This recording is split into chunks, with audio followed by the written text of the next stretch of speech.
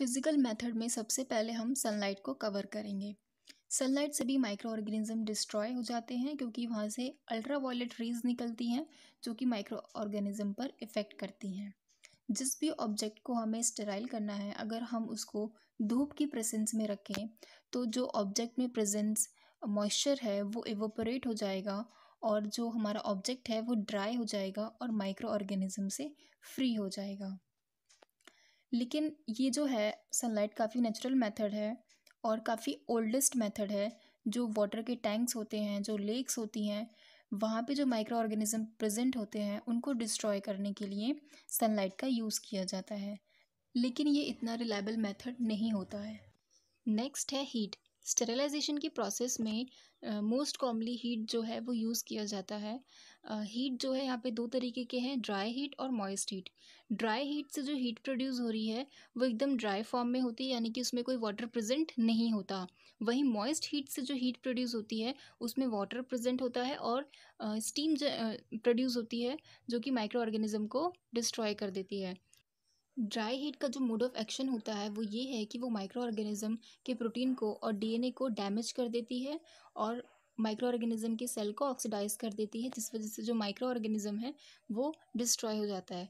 वहीं जो moist heat का जो मोड ऑफ एक्शन है वो ये है कि वो माइक्रो ऑर्गेनिज्म के प्रोटीन को डैमेज कर देती है और कोआगुलेट कर देती है, जिसकी वजह से माइक्रो ऑर्गेनिज्म की डेथ हो जाती है। सबसे पहले हम ड्राई हीट को कवर कर लेते हैं। ठीक है, ड्राई हीट को भी फर्दर 4 टाइप्स में क्लासिफाई किया है। फर्स्ट है रेड हीट, सेकंड है फ्लेमिंग, थर्ड है इंसिनरेशन एंड फोर्थ है हॉट एयर ओवन। तो सबसे पहले हम रेड हीट को देख लेते हैं। रेड हीट जो है वो ड्राई हीट स्टेरिलाइजेशन का ही टाइप होता है और ये मोस्ट कॉमनली यूज़ किया जाता है। इसमें क्या है कि जो भी इंस्ट्रूमेंट है, जैसे कि वायर्स हो गया, लूप्स, फॉरसेप्स, इनको बंसन फ्लेम पर तब तक होल्ड करके रखना है जब तक कि उसका जो टॉप वाला पार्ट है वो रेड हॉट ना हो जाए। आपने माइक्रोबायोलॉजी में देखा ही होगा कि जो हम लूप यूज़ करते हैं कल्चर वगैरह लगाने के लिए, तो उसको हमें स्ट्राइल भी करना पड़ता है। तो उसको स्ट्राइल करने के लिए उस लूप को हम क्या करते हैं कि बंसन फ्लेम पर तब तक रखते हैं जब तक कि वो रेड हॉट ना हो जाए। ठीक है, तो इससे क्या होता है, जितने भी माइक्रो ऑर्गेनिज्म होते हैं वो सारे डिस्ट्रॉय हो जाते हैं। नेक्स्ट है फ्लेमिंग। फ्लेमिंग भी जो है वो ड्राई हीट डिस्टिलाइजेशन का ही टाइप होता है। जैसे glass lights, scalpers, culture tubes और जो कॉनिकल फ्लास्क होती हैं उनको हम बंसन फ्लेम पे पास कराते हैं। मतलब होल्ड करके नहीं रखना, उसको पास कराना है। आपने देखा होगा कि माइक्रोबायोलॉजी में जब हम मीडिया प्रिपरेशन करते हैं या फिर पोरिंग करते हैं तो हम अपने आसपास जो है नंबर ऑफ फ्लेम्स लगा लेते हैं। ठीक है, जिससे जो बाहर का कंटामिनेशन है वो अंदर ना आ सके। और जो ग्लास लाइट्स होती हैं उस पे हम सैंपल लेके जो है हीट फिक्स करते हैं बंसन फ्लेम पे। तो इससे भी कुछ हद तक जो है माइक्रोब्स जो है वो किल हो जाते हैं, लेकिन ये इतना रिलायबल मेथड नहीं होता। रेड हॉट जितना ये इफेक्टिव भी नहीं होता है। नेक्स्ट है इंसिनरेशन। इसमें ऑब्जेक्ट को तब तक हीट प्रोवाइड कराया जाता है जब तक वो ऑब्जेक्ट ऐश में कन्वर्ट ना हो जाए। इससे ऑल माइक्रो ऑर्गेनिज्म जो है वो किल हो जाते हैं, लेकिन इस मेथड का बहुत कम ही यूज़ किया जाता है क्योंकि ये मेथड सिर्फ उन्हीं ऑब्जेक्ट के लिए एप्लीकेबल होता है जिसका यूज़ हम ऐश में कन्वर्ट होने के बाद कर सके। अदरवाइज़ वो ऑब्जेक्ट ही डिस्ट्रॉय हो जाएगा। इसके अलावा अदर इन्फेक्टिव मटेरियल जैसे कि एनिमल कार्केसेस, पैथोलॉजिकल मटेरियल को इस मेथड से डील किया जाता है। नेक्स्ट है हमारा hot air oven. Hot air oven भी ड्राई हीट स्टरलाइजेशन का ही टाइप होता है और ये मोस्ट कॉमनली जो है यूज़ किया जाता है। इसको फर्स्ट टाइम लुईस पास्चर ने जो है इंट्रोड्यूस किया था। अगर हम हॉट एयर ओवन की बात करें, उसके पार्ट्स की बात करें, तो ये स्टेनलेस स्टील का बना हुआ होता है और इसमें डबल वॉल चैम्बर होता है और उस डबल वॉल के बीच में ग्लास फाइबर फील्ड होता है, जिसकी वजह से जो बाहर की कूलिंग है वो अंदर नहीं आ पाती हॉट एयर ओवन के, और जो अंदर की हीटिंग है वो बाहर नहीं जा पाती है। ठीक है, इसके अलावा जो है इसमें फ़ैन भी रहता है जो कि हॉट एयर को पूरे ओवन में जो है पूरे चैम्बर में डिस्ट्रीब्यूट करता है। और इसमें एल्युमिनियम की शेल्व्स होती हैं जिसमें हम ऑब्जेक्ट को रख सकते हैं जो भी हमें स्टाइल करना है। और इसमें थर्मोमीटर भी होता है, थर्मोस्टेट भी होता है, जिससे हम टेम्परेचर को है सेट कर सकते हैं। और जो हॉट एयर ओवन होता है वो इलेक्ट्रिकली हीटेड होता है, यानी कि इसमें हीट जो है प्रोड्यूस करने के लिए इलेक्ट्रिसिटी की ज़रूरत होती है। अगर हम हॉट एयर ओवन के प्रिंसिपल की बात करें तो हॉट एयर ओवन जो है वो कंडक्शन प्रिंसिपल पे वर्क करता है। यानी कि अगर किसी ऑब्जेक्ट को हम हॉट एयर ओवन में रखें, जो भी हमें स्टाइल करना है, तो जो हीट प्रोड्यूस होगी वो उस ऑब्जेक्ट के आउटर सरफेस पे एब्जॉर्ब हो जाएगी। आउटर सरफेस पे एब्जॉर्ब होने के बाद वो हीट जो है वो लेयर बाय लेयर पास होगी और उस ऑब्जेक्ट के सेंटर पे पहुंच जाएगी। सेंटर पे पहुंचने के बाद वहाँ पे जो भी माइक्रो ऑर्गेनिज्म होंगे उनकी सेल को ऑक्सीडाइज कर देगी, उनकी सेल को जो है डिहाइड्रेट कर देगी, माइक्रो ऑर्गेनिज्म के प्रोटीन को, डीएनए को जो है वो डैमेज कर देगी और हीट प्रोड्यूस होने की वजह से जो माइक्रो ऑर्गेनिज्म है वो बर्न हो जाएगा और उसकी डेथ हो जाएगी। हॉट एयर ओवन में मटेरियल को स्ट्राइल करने के लिए जो है हम इस टेम्परेचर और टाइम का मोस्ट कॉमनली यूज़ करते हैं। जैसे 170 डिग्री सेल्सियस है तो 30 मिनट्स लगेंगे, और अगर 160 डिग्री सेल्सियस है तो 1 आवर लगेगा, और अगर 150 डिग्री सेल्सियस है तो 150 मिनट्स लगेंगे।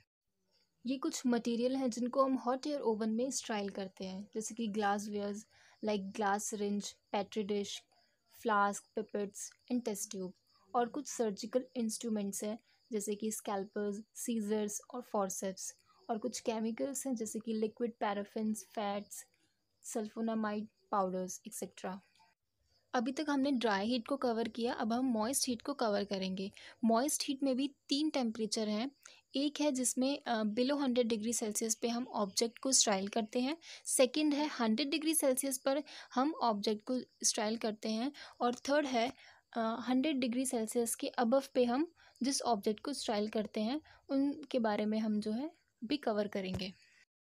सबसे पहले है बिलो 100 डिग्री सेल्सियस, यानी कि वो मेथड जिसमें हमें मटेरियल को स्ट्राइल करने के लिए जो है 100 डिग्री सेल्सियस से कम का टेम्परेचर यूज़ करना होता है। तो सबसे पहले आता है पास्चराइजेशन। पास्चराइजेशन एक ऐसा प्रोसेस है जिसमें हम जो है पेरिशेबल फूड्स जो होते हैं जैसे कि फ्रूट्स, वेजिटेबल जूसेस और स्पेशली डेयरी प्रोडक्ट्स जैसे कि मिल्क, इनको जो है 100 डिग्री से कम के टेम्परेचर पर स्ट्राइल करना होता है, क्योंकि हाई टेम्परेचर पर ये ख़राब हो सकते हैं। पास्चराइजेशन के 2 मेथड होते हैं, एक होता है फ्लैश पास्चराइजेशन और सेकंड होता है होल पास्चराइजेशन। फ्लैश पास्चराइजेशन को हम HTST भी बोलते हैं, यानी कि हाई टेम्परेचर शॉर्ट टाइम। इसमें हमें सैंपल को 72 डिग्री सेल्सियस पर 20 सेकेंड्स के लिए एक्सपोज कराना होता है और इमीडिएटली 30 डिग्री सेल्सियस पर जो है कूल कराना होता है। नेक्स्ट है होल पास्चराइजेशन। इसको हम वेट और बैच पास्चराइजेशन भी बोलते हैं। इसमें जो है सैंपल को 63 डिग्री सेल्सियस पर 30 मिनट्स के लिए रखना होता है। सेकंड है वाटर बाथ। वाटर बाथ में वैक्सीन्स को, बॉडी फ्लूइड्स को और सीरम सैंपल को स्टाइल किया जाता है, क्योंकि ये हाई टेम्परेचर पे जो है डिस्ट्रॉय हो जाती हैं। इसलिए वाटर बाथ में इनको 60 डिग्री सेल्सियस पर 60 मिनट्स के लिए रखा जाता है। नेक्स्ट है फ्रैक्शनल स्टरलाइजेशन। फ्रैक्शनल स्टरलाइजेशन में एग और सीरम बेस्ड मीडिया को स्टराइल करने के लिए 80 से 85 डिग्री सेल्सियस पर 30 मिनट्स के लिए हीट करते हैं, और ये जो प्रोसीजर है ये हम 3 दिन तक करते हैं। यानी कि आज अगर हमने मीडिया को 80 से 85 डिग्री सेल्सियस पर 30 मिनट्स के लिए हीट किया, तो सेकेंड डे हम 80 से 85 डिग्री सेल्सियस पर 30 मिनट्स के लिए हीट करेंगे, और थर्ड डे सेम यही प्रोसीजर जो है रिपीट करेंगे। नेक्स्ट है वो है एट 100 डिग्री सेल्सियस, यानी कि 100 डिग्री सेल्सियस पर हम किन किन ऑब्जेक्ट को किन किन मेथड से जो है स्टराइल करते हैं। फर्स्ट है बॉइलिंग। बॉइलिंग मेथड इतना रिलायबल तो नहीं है, लेकिन फिर भी ये पैथोजेनिक माइक्रो ऑर्गेनिज्म को जो है किल कर देता है। इसमें सैंपल को जो है 15 मिनट्स के लिए 100 डिग्री सेल्सियस पर जो है बॉयल करते हैं। सेकंड है स्टीमिंग। स्टीमिंग मेथड में जो सैंपल्स हैं और जो कल्चर मीडिया है उनको हम 100 डिग्री सेल्सियस पर 90 मिनट्स के लिए जो है एक्सपोज कराते हैं। इससे जो है ऑल माइक्रो ऑर्गेनिज्म जो है किल हो जाते हैं, लेकिन कुछ स्पोर्स किल नहीं होते। ये स्टीमिंग मेथड बेसिकली उन कल्चर मीडिया के लिए है जो हाई टेम्परेचर पर ख़राब हो जाते हैं। थर्ड है टिंडलाइजेशन।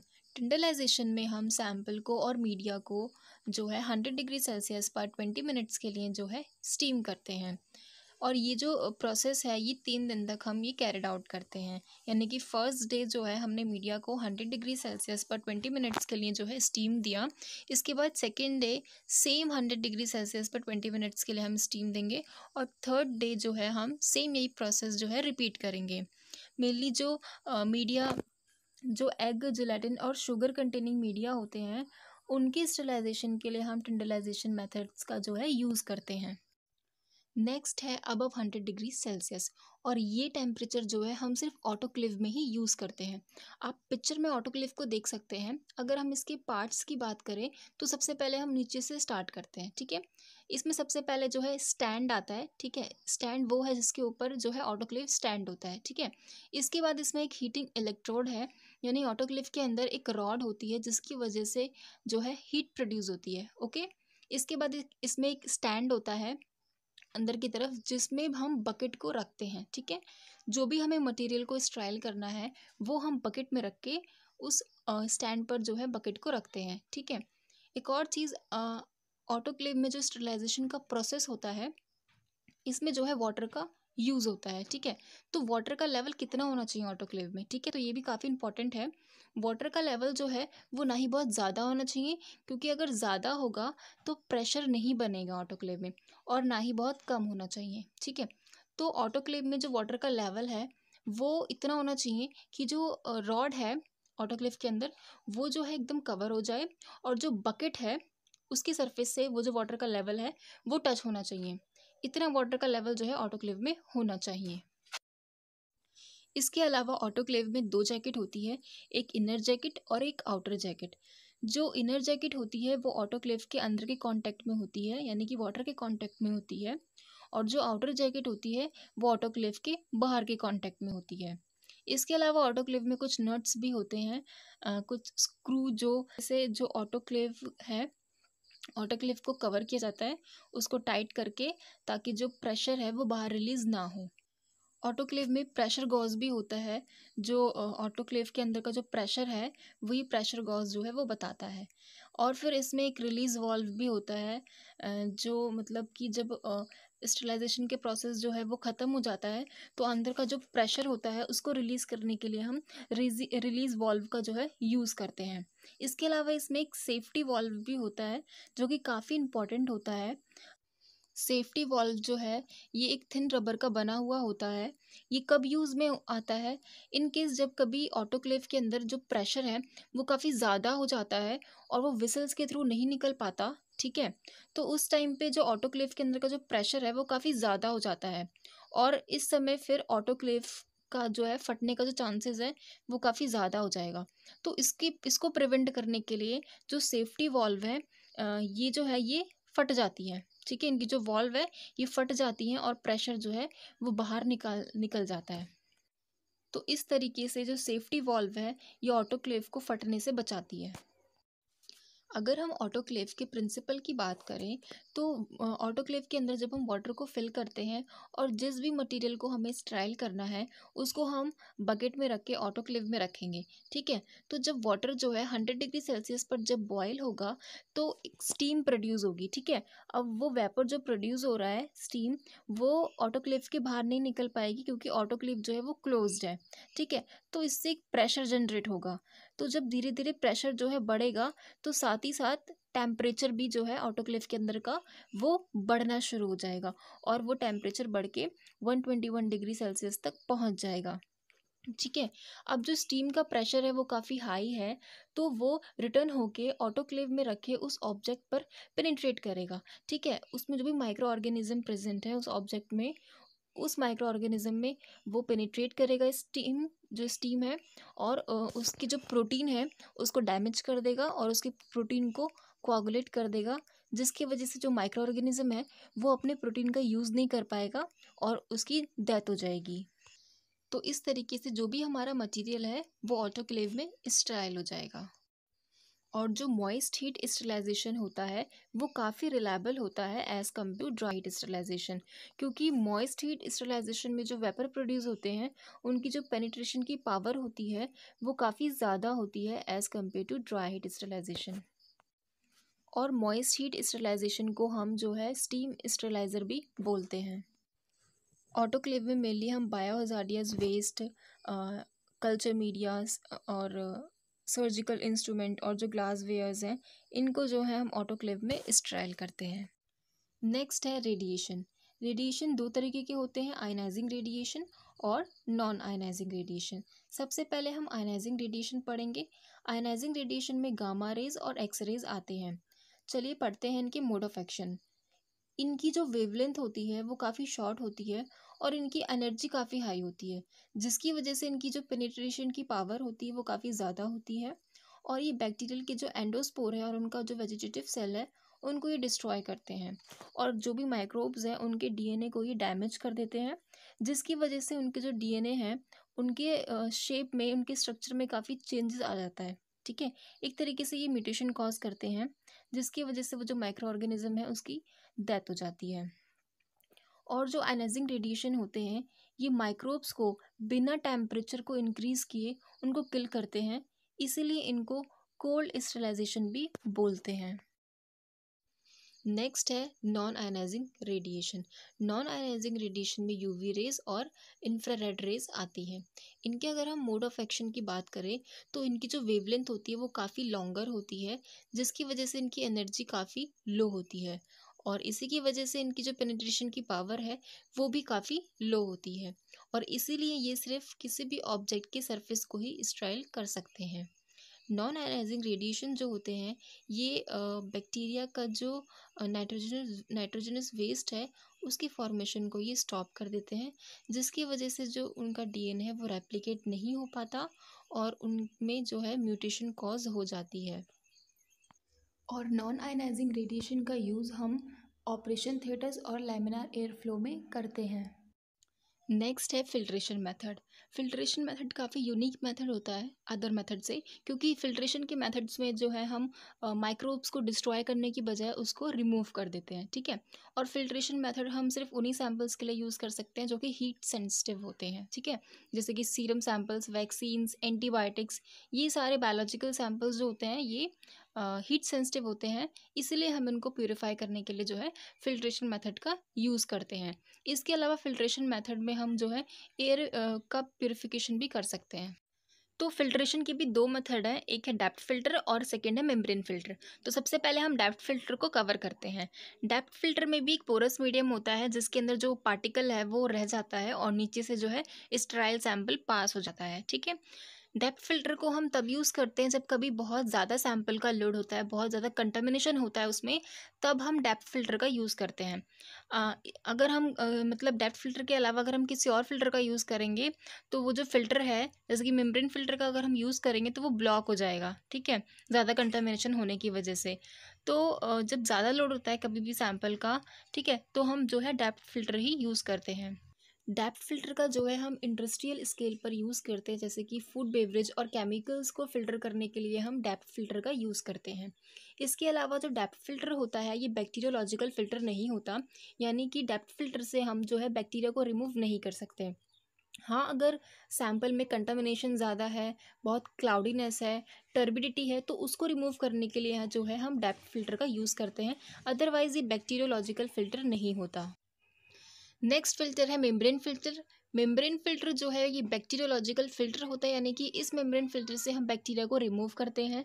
ठीक है, इसका जो पोर साइज़ होता है वो 0.22 माइक्रोमीटर होता है, यानी कि इसका जो पोर साइज़ है वो बैक्टीरिया से भी छोटा होता है, जिसकी वजह से जो बैक्टीरिया होते हैं ये मेम्ब्रेन फिल्टर के सरफेस पर ही रह जाते हैं और नीचे से जो है हमारा स्टेराइल सैंपल पास हो जाता है। इसके अलावा जो है हम फिल्ट्रेशन मेथड का जो यूज़ है वो हम एयर की प्यूरिफिकेशन के लिए भी करते हैं। मेनली जो माइक्रोबायोलॉजी में जो लैमिनार एयर फ्लो होता है उसमें हैपा फिल्टर हम यूज़ करते हैं, high efficiency particulate air filters. इसमें क्या है कि इसका जो पोर साइज़ होता है वो 0.3 माइक्रोन का होता है, यानी कि 0.3 माइक्रोन के या फिर उससे जो बड़े पार्टिकल्स हैं वो इस हैपा फिल्टर से पास आउट नहीं हो पाते और जो है हमें फ्रेश एयर सप्लाई होती है। ठीक है, इसकी जो एफिशिएंसी होती है वो 99.97% होती है। फॉर एग्जाम्पल अगर हम हैपा फिल्टर पर जो है एयर पास करा रहे हैं जिसमें 10,000 डस्ट पार्टिकल जो है प्रेजेंट है, तो उसमें से 9,997 पार्टिकल्स जो हैं वो रिमूव हो जाएंगे और सिर्फ 3 पार्टिकल्स ही हैं जो हैपा फिल्टर से पास आउट हो पाएंगे, क्योंकि उनका जो साइज़ है वो 0.3 माइक्रोन से कम है। ठीक है, तो इस तरीके से ये जो है हैपा फिल्टर वो एयर को प्यूरिफाई करके फ्रेश एयर जो है सप्लाई करता है। तो ये था स्टरलाइजेशन और उनके फिजिकल मेथड्स के बारे में। तो नेक्स्ट वीडियो में जो है हम केमिकल मेथड्स को कवर करेंगे। Thank you.